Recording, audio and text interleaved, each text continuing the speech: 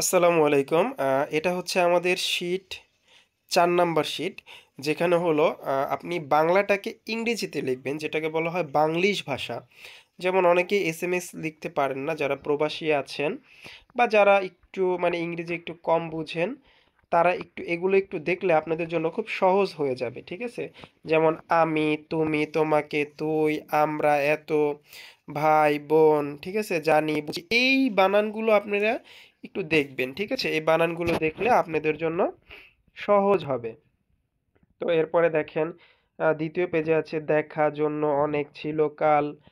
ঠিক আছে? বলো, দাঁড়াও, সে, ওই, কেন। ঠিক আছে? এরপরে কিছু, বুঝতে, আজকে, চাই, বসো। তো এই আসা যাওয়া এই কথাবার্তাগুলোই মানে জাস্ট অনেকেই লিখতে পারে না বা অনেকের একটু সমস্যা হয়, তাদের জন্য বাংলা এবং হচ্ছে গিয়ে তার যেই ইংরেজিটা আছে সেগুলো দেওয়া আছে। ঠিক আছে? এরপরে হচ্ছে গিয়ে দেখেন, আকার রসিকার এই জিনিসগুলো একটু জানা দরকার। ঠিক আছে? এই জিনিসগুলো জানা খুব প্রয়োজন। যেমন আকার, রসিকার, ঠিক আছে? ওকার, একার এগুলো কিভাবে হয় এগুলোর একটু ইংরেজিটা একটু জানা দরকার, এই বানানগুলো। তাহলে আপনাদের জন্য আরো বেশি সহজ হবে।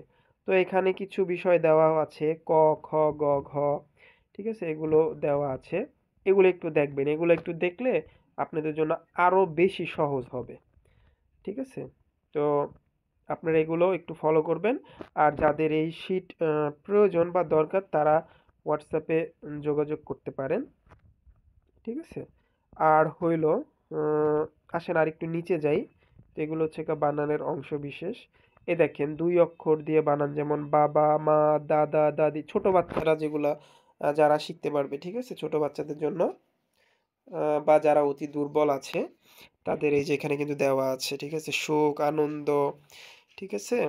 বাজার, কফি, ঘর, সকাল, দুপুর, রাত।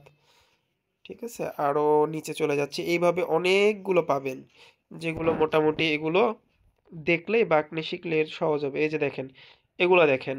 তুমি কেমন আছো? আমি ভালো আছি। কি করছো? কিছু না। তুমি? আমি এখন ব্যস্ত। পরে কথা বলবো। খেয়েছো? এখনো না। ঠিক আছে? এখন ঘুমাতে যাচ্ছি। সকালে কথা বলবো।